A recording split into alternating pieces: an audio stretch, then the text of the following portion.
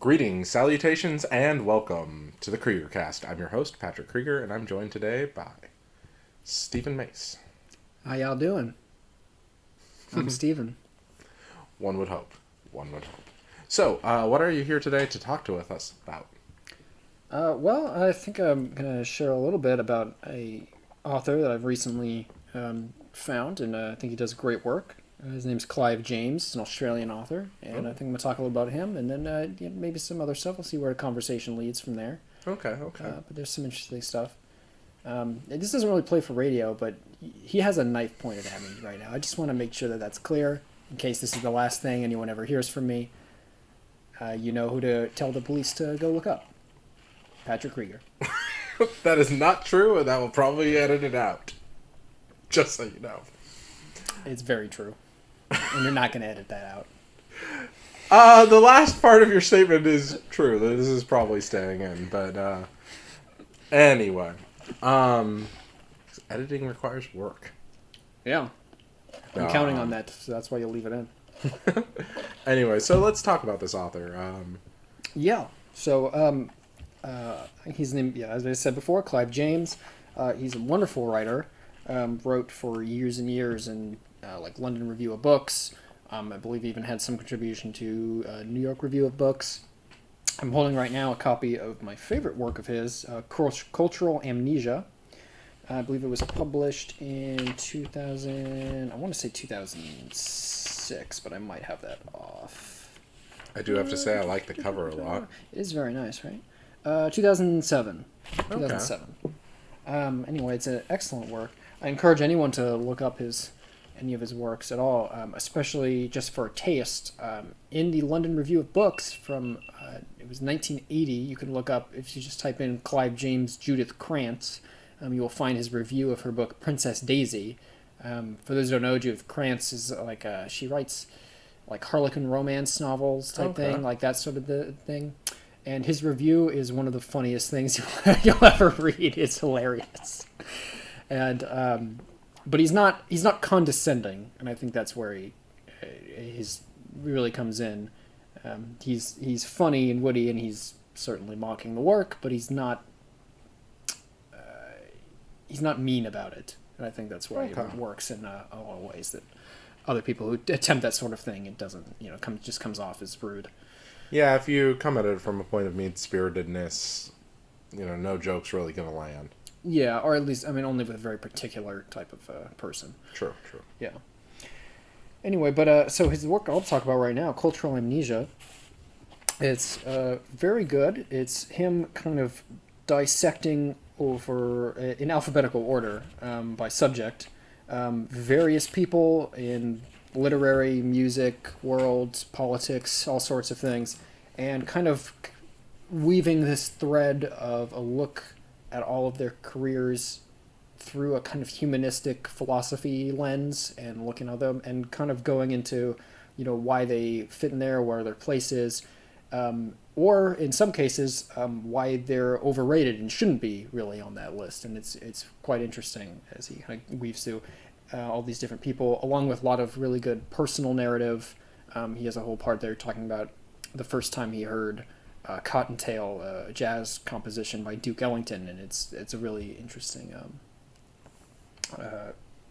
piece of writing there about his feelings at the time, and kind of almost all of them sort of morph into a little bigger picture thing, and that his chapter on Duke Ellington kind of becomes first his personal experience with jazz, and then kind of into a greater look at jazz as an expressive art form and how it's evolved over the years, and how that kind of fits within the framework of humanism. And it's a really intriguing look at that one in particular. And I'm not really a fan of jazz, but it was an interesting perspective to see on that, especially being that he's also Australian and not, he's not like an American. Jazz is obviously, a quintessentially American type of music, but that was pretty interesting. And some chapters he has that are titled for a person, but it's not really about that person. It's more about something else that's connected to them.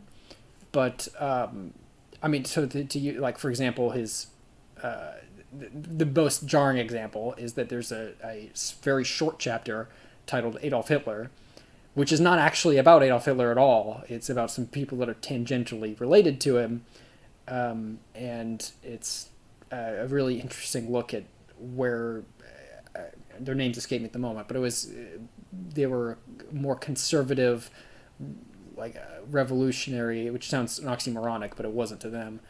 Philosophers and thinkers in the early 20s in Germany, and who tacitly supported the Nazi takeover until later on when they really deeply regretted it, and a kind of look at their reflections on where they went wrong and where everything went wrong in their own philosophies, and it's a really intriguing look at that. But he writes with such clarity and humanity, and is one of the very few authors where you feel smarter just by reading him. It's a very weird feeling of like, oh, I didn't know you could do that with the English language while you're reading him. He's that talented, and he's an interesting guy. Well, the mere fact that he could make you care about a form of music that you didn't particularly care about before, or at least the players involved with that music, says a lot about his writing style. He also brought me around on Charles de Gaulle, interestingly enough. Huh, I never... I actually don't know which side you're on there. I was fairly negative on Charles de Gaulle as a person, I mean, and he kind of brought me around and actually had some interesting perspective on really brought out, I think, spelled out the humanity of Charles de Gaulle in a way that I had never thought of before, and it was an interesting look there. Yeah, we do have to remember that all these historical people were people first. Yeah, well, and he brings out some particular details that I was unaware of his personal life that really changed my perspective on him. Things that you're not going to share with us now? That I mean, I could, if you'd like. I mean, I find it fascinating to view that yourself. I suppose I could if you... I mean, I would like you to. Sure. At least one of them. So, some of it... The one thing I knew beforehand, but I didn't get how it quite related to his life at the time, was that Charles de Gaulle had his second child, or I think second daughter at the very least, if it wasn't second child, but second daughter, Anne, had Down syndrome. I did not know this. And she died in, I think, 49 of complications from pneumonia at age 20, while he was present, too, and it was a very sad thing. But I had not realized how his relationship... Basically, Charles de Gaulle doted on her whole life, and would take her out and walk with her, just him and her alone, out into the garden, and just talk to her about things that she could understand and this whole time. And when she died, one of the letters he wrote to his older daughter, Elizabeth, had a comment on it that Clive drew attention to about she's can finally be like the rest of them now. And he really brought into focus, in context of his personality, as a man whose entire life was forcing his will upon the world, that what, in Clive's estimation, separated him from the really psychotic megalomaniacs of his same era who did the same thing, is that for 20 years, every day, he remembered that there was someone who he cared about, loved deeply, that for all of his will, he could do nothing to help. And that at some level instilled a core of humility that wasn't replicated in any of these other people. And I thought it was a really interesting human portrayal of a man like that. And actually, by the way, so he kept a portrait of Anne in a locket in his jacket, like jackets that he'd wear for the rest of his life, and it actually saved his life during the assassination attempt in '68, when the bullet was partially deflected by the case of it. It got very interesting. So that kind of analysis and seeing the human being in there is one of the things that really run me over with James, and that's that kind of depth really intrigued me. So that's definitely one that a good example of where I shifted an opinion based on his writing and framing. Now, as a person who unfortunately does not prefer to read the written word. Sure. Is this book available on audio form? I'd imagine it is, but I don't like audiobooks, so I never looked it up. Okay. I could probably look that up in a It's second not here. important right now. Anyway, but I'm sure it is. It's it's fairly longish. Clocks in at just about 800 pages, but it's still a very fascinating read of all of his different people. Because the story you just told me legitimately makes me want to go out and read this book. I know, right? It's and it's filled with stuff like that, and some of his takedowns are also rather great too. Okay.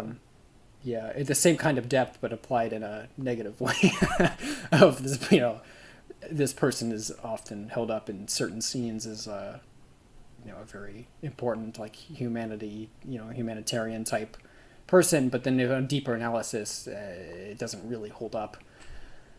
I do want to point out something mildly irrelevant. The top of the book says a New York Times notable book. I don't actually know what that means. Yeah, I just that's found that very a funny strange. Phrase. Yeah, that's a very strange thing. I don't know what that means. It seems mildly unnecessary. Yeah. But so that's Cultural Amnesia by Clive James, and that seems like a really cool concept. It's a really cool book, and the kind of that running theme is not something that's overtly stated in any of his, even in the introduction, but it just kind of bleeds out through the work, which I think is a mark of a really great writer. Fun facts about Clive James: he also used to have a radio show TV show in Australia, and then later on the UK, where he now resides. He's an expat. But he is also considered responsible for introducing the West to zany Japanese television shows and Seriously? game shows. Yeah, Maybe so that's where I know the name before. So that's kind of something he did, and I think his love of all culture of all things really helps a lot too. So yeah, he introduced that kind of stuff to American and British viewers. I do feel like I've heard his name before. It's probably in that context at some point, yeah. So what other books has he written that were... he has several other novels and stuff. I think it's just people can look him up on their own time if they're intrigued enough by what I just talked about. This is obvious. He has some fiction work, of course, his own novels and stuff, but he's a really fascinating writer. So what else have you been reading currently? Just in general? Yeah, just in general. Let's see. So, I guess I'd talk about another good book series I just read, The Three-Body Problem, or that's the name of the first book. I think the actual series title is Remembrance of Earth's Past, but it's by a Chinese science fiction author whose name I cannot pronounce. That's fair enough. But I will spell it out. It's Cixin and then Liu. So that's the name, Cixin Liu or something. I'm not really sure. Anyway, he's just starting to pick up steam in the West, which is good because his series was fantastic. And it translates well. It translates mostly well. There's a couple areas that's a little, you can tell, just like, that's clearly there was a little bit of a fight here to how to translate this, properly. But mostly it translates pretty well. Okay. Really good book, especially the second one. I especially like. The first one's called Three-Body Problem. The second book is, shoot, why am I losing the title? The Dark Forest, and the third one is called Death's End. So it's a really great series.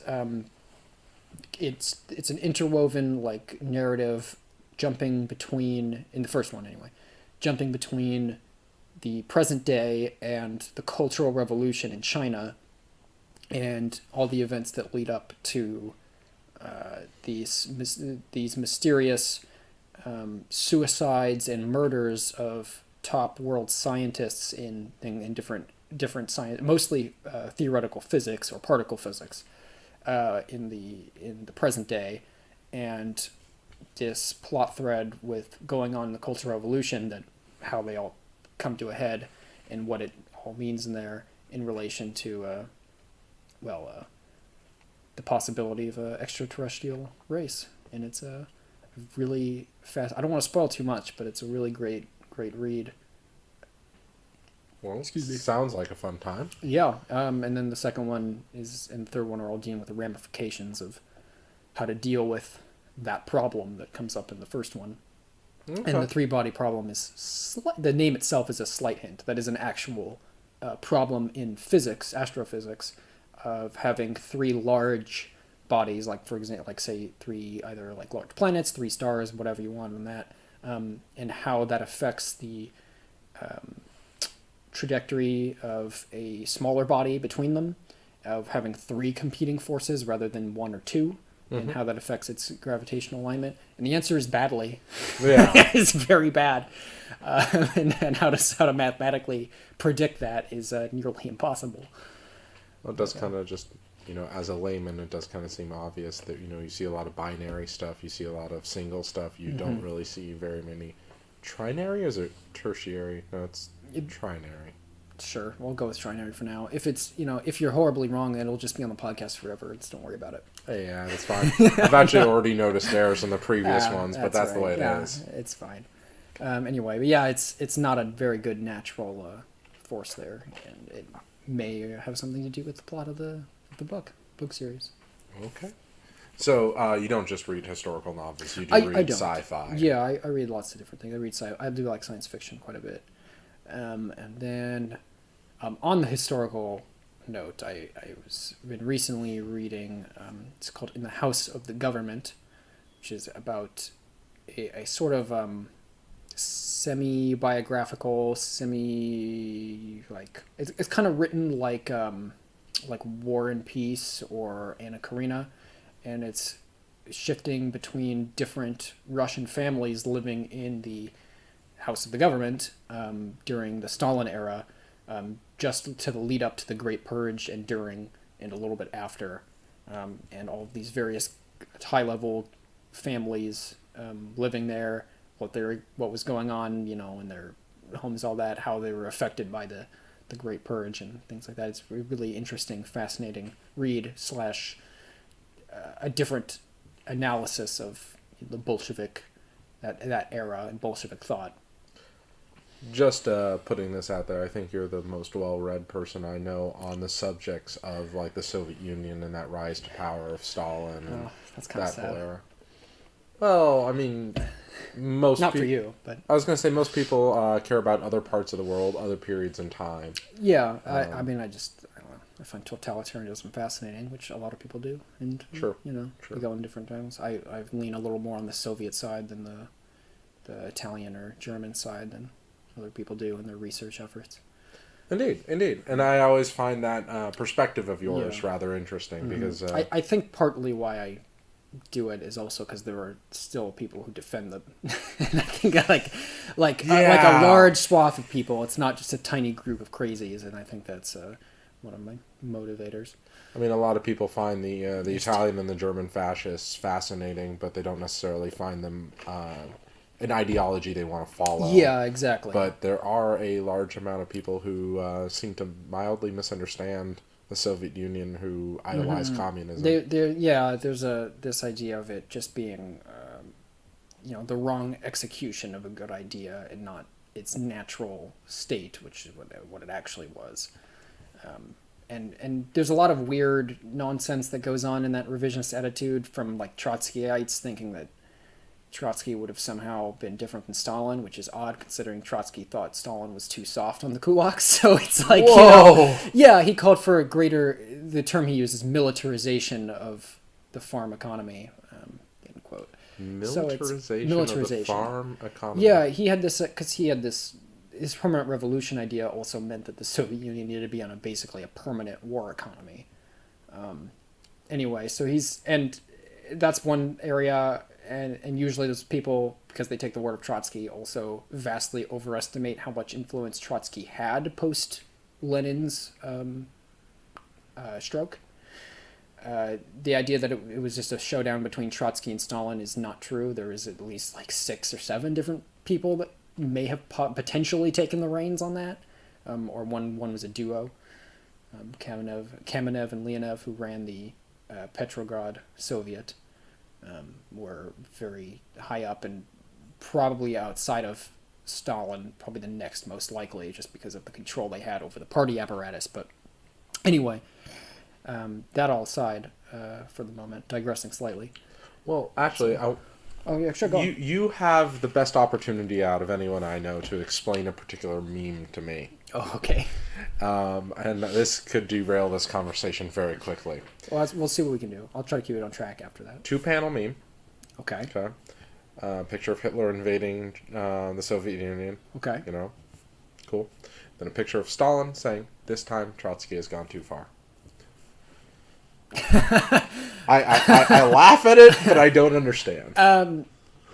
Well, okay. That kind of partially has to do with the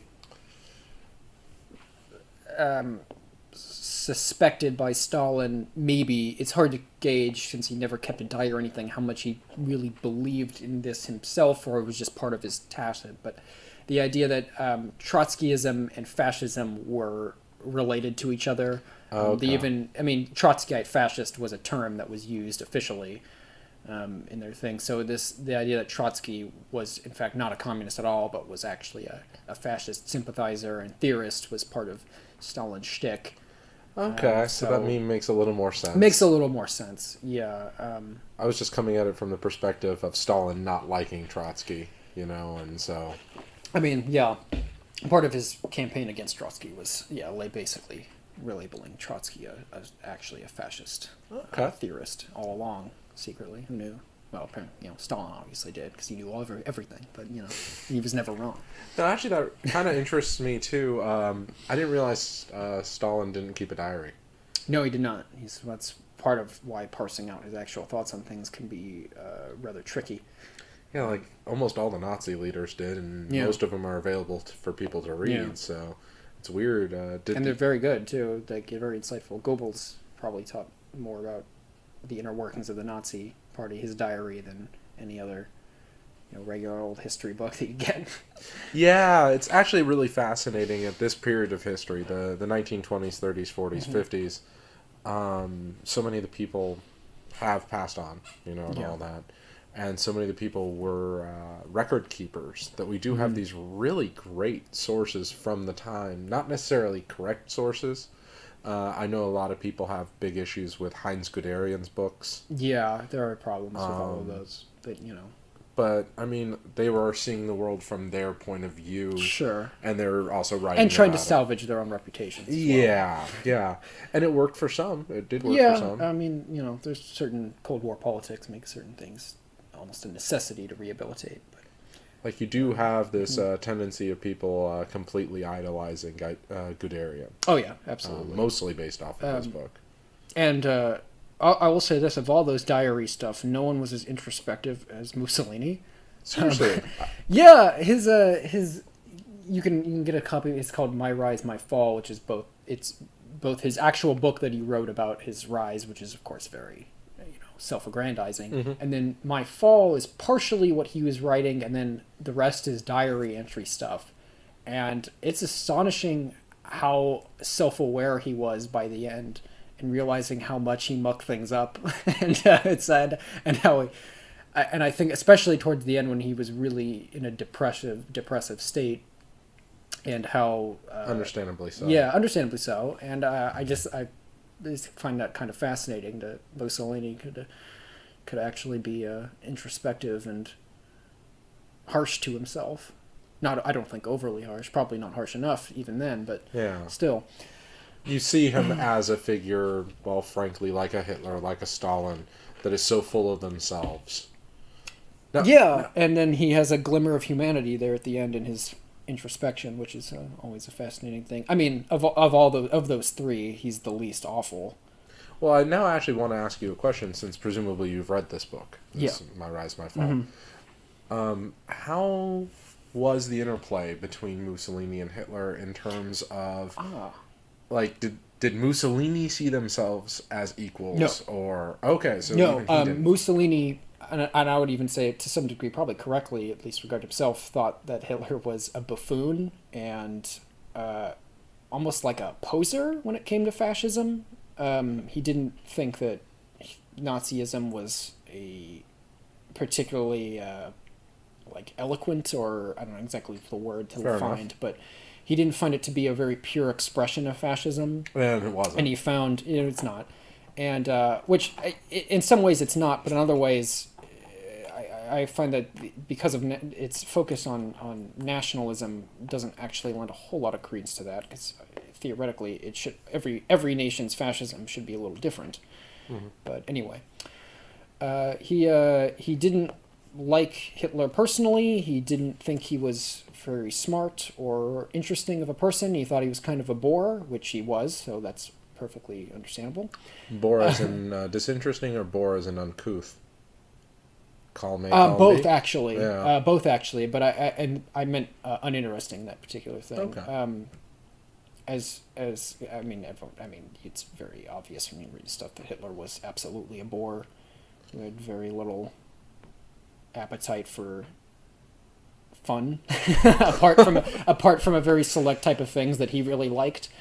And Mussolini was a weirdo futurist who liked look at the obscure architectural avant-garde things, and it's kind of an interesting. And I do want to make this clear. I'm not trying to make apologetics for Mussolini at all. Oh, I didn't think you were. No, I know, but I just, for anyone who listens to this, I'm not trying to make apologetics for him. Least awful is still awful. Fair enough. But it was one particularly interesting exchange he had with one of his ministers who was Jewish after the meeting in 1934 between him and Hitler, who basically told him, "Don't worry about this Hitler guy. You're always going to be safe here." And it's unfortunate how that turned out. Yeah. Do we know how it turned out for that particular man, or? I don't. I'd have to look that up, and I can do that at some point, but I didn't look that up in that particular moment. I was more just interested by Mussolini's take in that time. But one could always hope with political connections that maybe he was able to get away. Yeah, I'd like to think so, but who knows? I mean, then again, on the other hand, that guy was also a fascist, so. Well, okay, so it's a kind of a. I mean, it's not. That. It's. Yeah, it's. Oh gosh. Go. So yeah, it's an interesting read there on Mussolini. Also, fun fact. Well, I can't really say it's a fact, but or is it fun? It's kind of fun in its own way. My brother is in the U.S. military. For those who don't know, who recently came back from a tour in Kurdistan, and when I was speaking to him about it. And he also knows a lot about totalitarianism things. It's one of his areas of interest as well. And so, according to him, Kurds, and also Iraqis, but especially Kurds, he describes their overall, as in the general population, their political outlook as 1920s Italian fascism, just Kurdish. And that's like their legit... As fascist, like he said, before things started going wrong, like that's their kind of political attitude, is that they're fascists that just haven't reached that point where it doesn't work yet. And it's been a very interesting talk about that, and also about how the Rojava Kurds are Marxist-Leninists. Well, it does seem that the two ideologies do feed off each other. Yeah, for sure, and there's a reason for that, and it's that because their personality types are the same. So that's where all the recruitment comes from. Yeah. There's a book by the sociologist Eric Hoffer, who I think he wrote it in 50-something, called The True Believer, which is an examination of the psychology of mass movements and the type of people that make them. And he goes into quite detail that the personality types, personality, well, no, it's types, there's multiple. The types that join mass movements, regardless of what kind it is, whether it's religious, communist, nationalist, whatever, it's the same kind of people, and they can easily flip-flop between a number of them because it's meeting their psychological wants or needs. I wouldn't say all of them could easily flip-flop, but it does. Well, no, I mean, there's certain dynamics that it goes in where it's, some people get more invested in one particular one, but the point is that they're interchangeable. Yeah. Maybe perhaps that's a better word. There's always that talk about how a lot of the former leaders of the German communist parties did really become high-ranking Nazis, and then Yeah. vice versa. A lot of the Nazis sided with the communists after the war. Yeah, well, some of that's just political expediency. Yeah. Got to save your own skin to an extent. Particularly if you're stuck in Eastern Germany. Yeah, exactly. I So- mean, if you're not a communist, you're not going to get anywhere and where you want to, especially if you're the kind of person who joined the Nazi Party for government work anyway. You're going to have to join the Communist Party to do government work then anyway. Yeah, and a lot of times it was basically a requirement that you just join the party to do business or whatever. Exactly. So you wouldn't argue that all of them Commie business. Oh. Yeah, all those great communist businesses. Yeah. So, anyhoozle. Just want to point out, he still has the knife pointed at me this whole time. I was wondering if you're going to bring that back up, and dear listener, do know that he is just joking. I'm under duress. I was going to say shaking your head no doesn't help the audience. I know, it doesn't play for radio, but that's all right. I just so you know, audience, I was shaking my head no. I do love the concept, though, of the podcast describing memes. Yeah, maybe you should just do a whole episode on just describing memes to the audience. That'll probably go over great. You say that sarcastically. There's here this picture of a boy holding a book, and there's a picture of himself holding the book in it. And the outside of the book, when he looks, it says, "Photos taken before murder." And then in the final photo is him with a perplexed look on his face, while the cat in the hat holding a baguette is just in the shadows behind him, about to kill him. That's a real meme. I just described it. How'd that go over? Oh, look at that. Your viewership just dropped immediately when I started talking there. Crazy. You say this sarcastically, but... Did I? No. This is now actually going to be an episode at some point in the future. So, dear listener, do expect that one from us in the coming weeks. The meme cast. Yeah, I actually do like that concept. But anyway, we're getting off topic. Yeah, we're digressing. Topic. Although it is probably good to get off the topic of Nazism, communism, and all perhaps that. Particularly since this is supposed to be an apolitical podcast. Although I don't think many... Well, I mean, we're not talking about current events. True, and, all that jazz. And I don't think anyone has an issue with bad-mouthing those people. I would hope not. And if they do, I mean, well... Yeah. Yeah. The current political climate is iffy at best. But anyway. Yeah, you would say that. Yes, I would. So anyway, dear listener, I think we're going to be moving on now to your trip you recently took this summer. Oh yes. So I had a lovely trip to Tuscany. Not sure how exactly how I should elaborate on that. Other than first of all, Tuscany is absolutely beautiful. If anyone's ever seen it, that is when you think of the Italian countryside, you're thinking of Tuscany. So it's still countryside. For sure. There's large parts of the countryside, absolutely, because lots of vineyards and farms out there. Most of the vineyards, but especially in the area where I was, which was Florence, and then there was also a day trip to Siena, which is just south, and that's all wine country between them. I just figured, based on the history you had of trips, that you would have gone to quite a few historical sites. Oh, I have before, but I hadn't been to Tuscany before. I guess I should, I'm going to back up the trip slightly, because before I was in Tuscany, I was in Rome, and I went to the usual historical sites there, and then I also took a train down to Naples to get another train over to Pompeii. So this is what I wanted to hear about. Yeah, and Pompeii is fascinating, and it's also huge, which I did not really comprehend that until I was actually there. Massive place. Took about 4 hours walking at a brisk pace to get through everything. Wow. I don't know how much to describe it other than those people were rich, too. It was a rich person's town. Yeah. That's the area that's preserved. I'm sure poor people probably didn't have as fancy houses that could survive the volcano. Maybe it's not dug up yet. There's still tons of it underground. I suppose that's possible, but yeah, they're always finding new stuff too. Just before I went, they found like a new fresco at some spot there.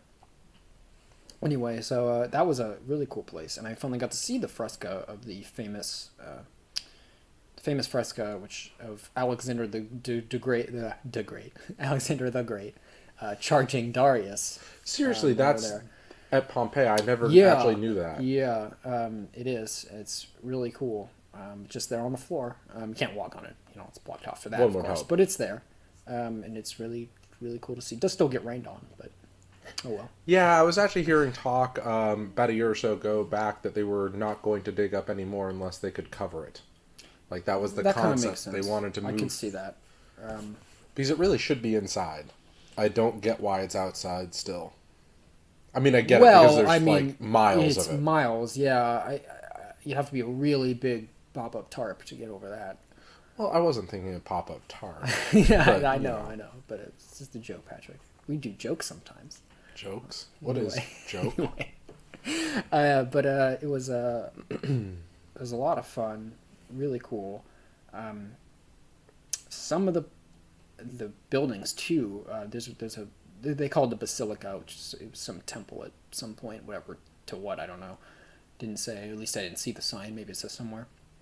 Where there was pillars that were at least 30 feet. Columns rather, that were like 30 feet tall, and maybe 8 feet in diameter.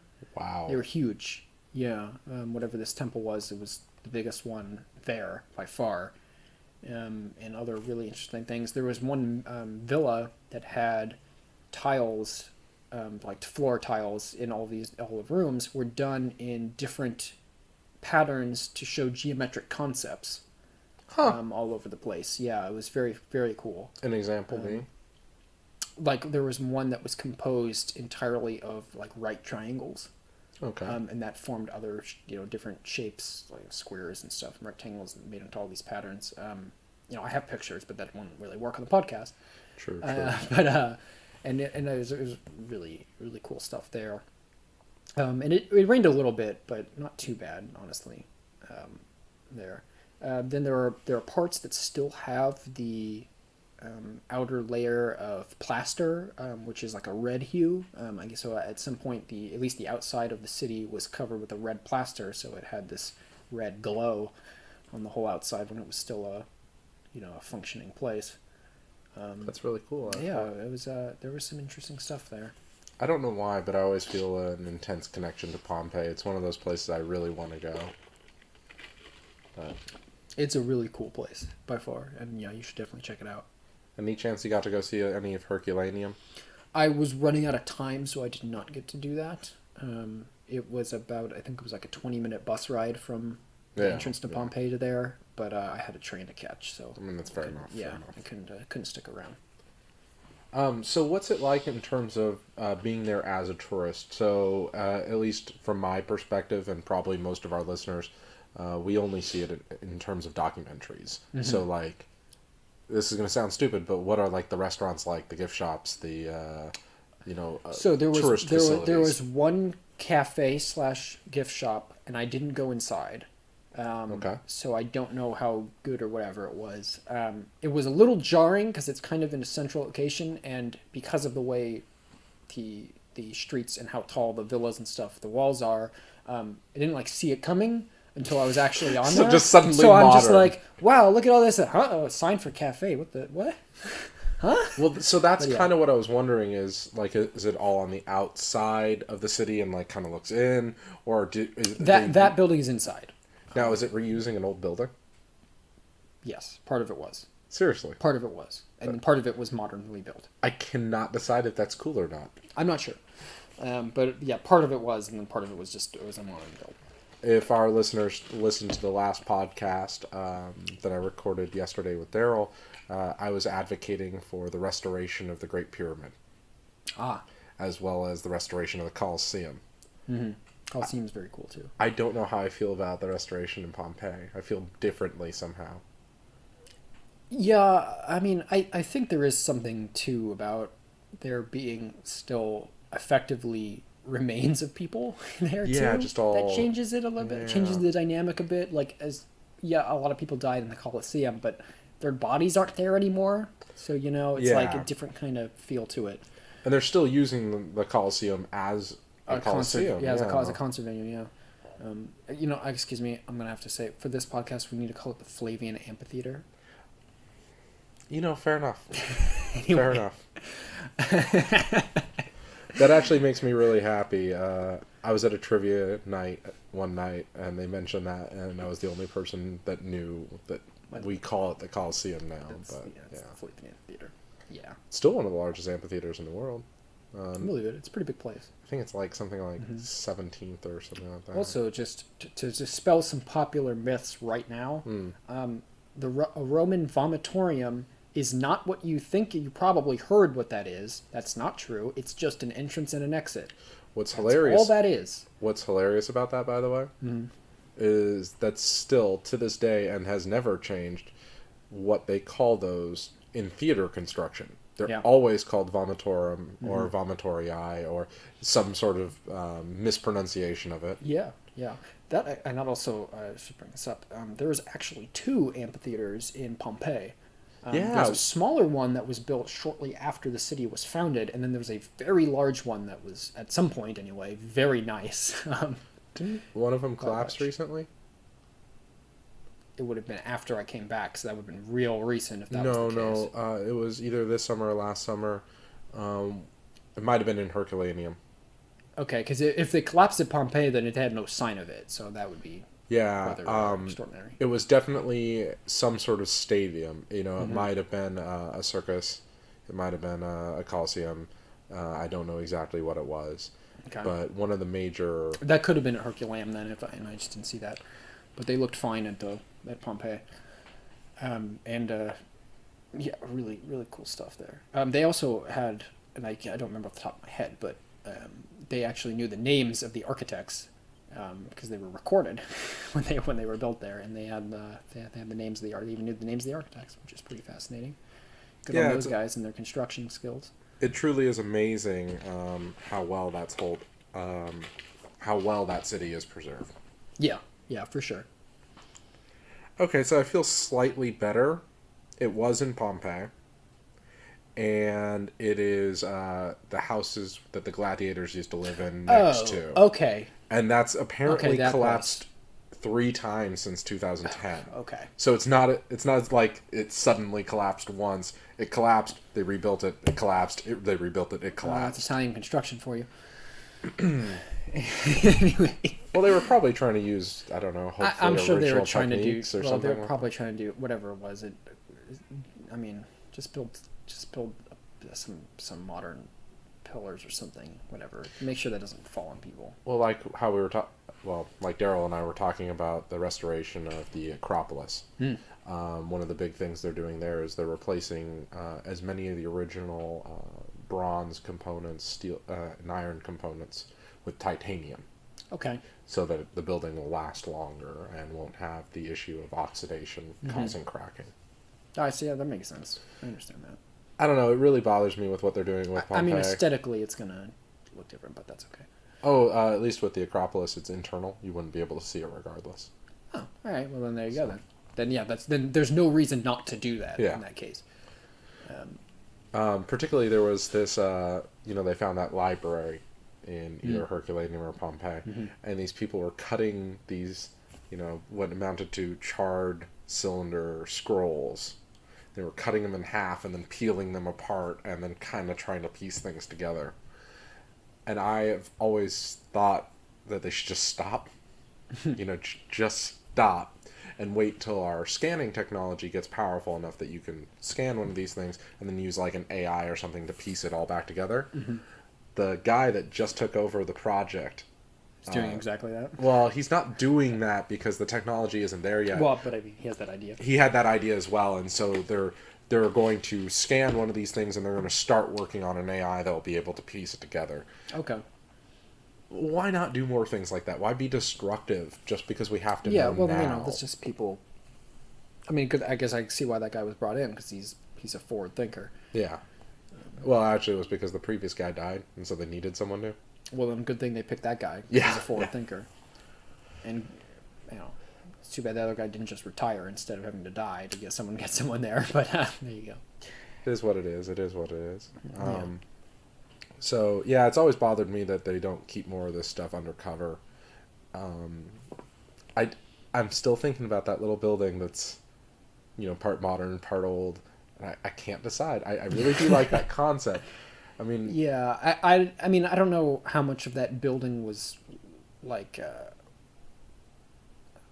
I don't know original. what it was. I don't know if it was anything important. For all I know, it was just like a storeroom or something, and then they were Yeah. just like, whatever. We'll just use the shell of this. I'm not entirely sure how much of that original building was even original at that point. Maybe they rebuilt part of the top of it or something, and then put the rest in layer. I don't know. Um, But that was the it was only modern thing inside the city actually proper. in the city. Yeah. Okay. So it is kind of the way I've always imagined it, mostly with all that stuff on the outside. Yeah. Looking at. Okay. Yeah. What's the modern city called again? It can't be like Pompeii 2 Electric Boogaloo. I wish it was. I don't remember.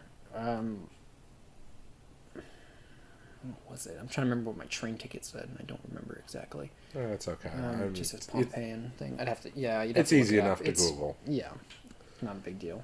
So let's talk a little bit about your trip to Rome. So did you actually go to the Colosseum? I did. I did. I went to the Colosseum. I've actually been there before when I was really young, but I don't really remember that or Rome that happens. much in general. Yeah, it's very cool. Really big. Anything that you think doesn't stand out, like in terms of seeing it on TV versus seeing it in person? I mean, the size, it's both bigger and not as big as it makes it look on TV. I'm not exactly trying to describe that. Like, it's definitely taller than I think people realize. But inside, while large, it's not as big as you might get the impression from, like, say, the movie Gladiator. Okay. I think Gladiator, I'm pretty sure they intentionally made it larger than what it actually is. Does it feel like going into like Angel Stadium or something like that? Or is it bigger or smaller? It's smaller than Angel Stadium. Okay. I think at its peak it could hold 30,000 people. I think is what it was. When it was obviously parts of it have eroded, so it's a little harder to tell exactly. Yeah, it got piecemealed out a couple number of times. Yeah, it's definitely there was problems, but it's still really cool. And that's pretty great. And then right next to that, it's in the same. You buy a ticket from both. Is the old Forum, which is a really cool place. Just not like to see necessarily, because there's lots of it that's not really much. I mean, there's a spot that may have been Julius Caesar's tomb, but it's traditionally it is. But whether or not it actually was is a little up for debate.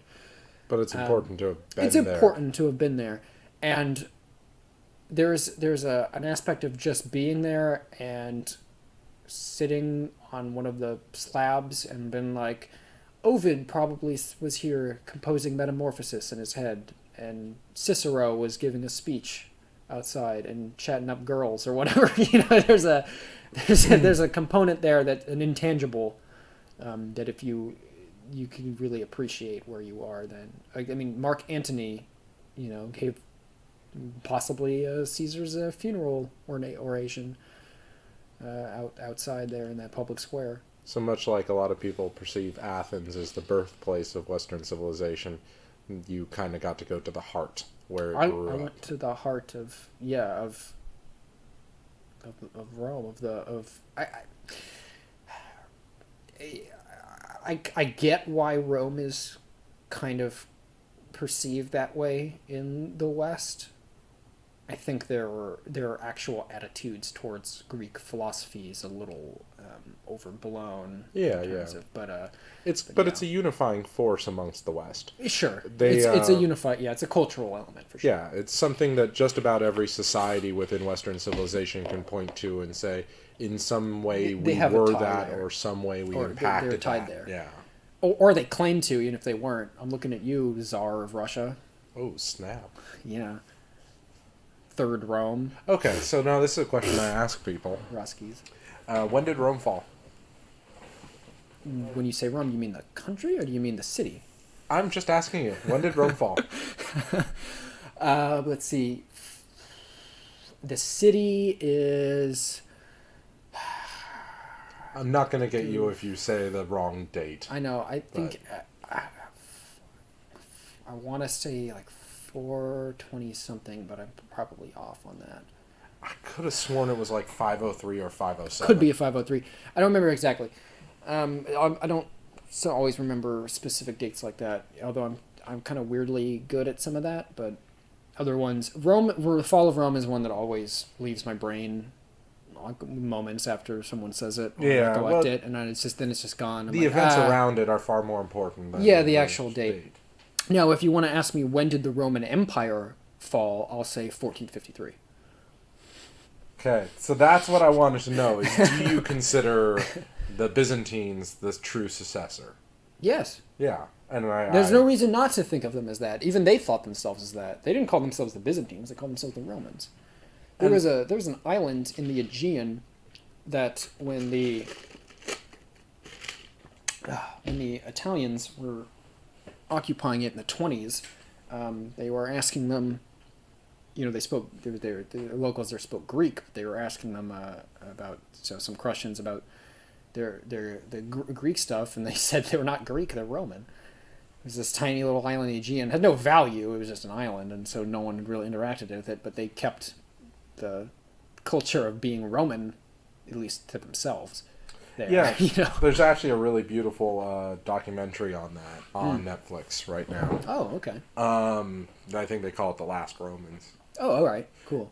Anyway, according to Wikipedia, 476. 476. Okay, yeah. I was thinking like 426, but I was like, I don't know about that. 476. All right, I was close. Anyway, but no, the actual final fall of Rome is 1453. I mean, it was kind of already dead before that. Oh, that's yeah. That's the final nail in the coffin there. Now, what's your opinion on the possibility of the Pope crowning a new emperor of Rome? Well, I'm fairly negative attitude towards the Catholic Church in general, so I don't particularly like this idea unless it's me. I will graciously accept that title. But apart from that, no, I'm not. No, I mean, like, the reality is that there aren't any Romans left anyway, so I don't know why I know that some Italians and obviously people in Rome would take offense to that, but I'm sorry, you're not Roman anymore. You've had a lot of other mixing going on there and cultural distance that renders you no longer Roman as far as I'm concerned. That actually is a question. Does it matter what someone thinks, or does it matter what is like? Well, if you're going to call yourself Roman, then you would have to have their cultural customs, and Italy does not. But cultures do evolve with time. Sure, but when you're that far removed, and you've had lots of Germanic influence now got mixed in there. Yeah. Lots of. I think, was the Vandals from the steppe or not? I don't remember. Might not be. Either way, a lot of other things got mixed into that pot. Franks, Greeks. This is gonna Illyrians. probably cause some fighting in the comments. Maybe. Well, that's fine. I'm right.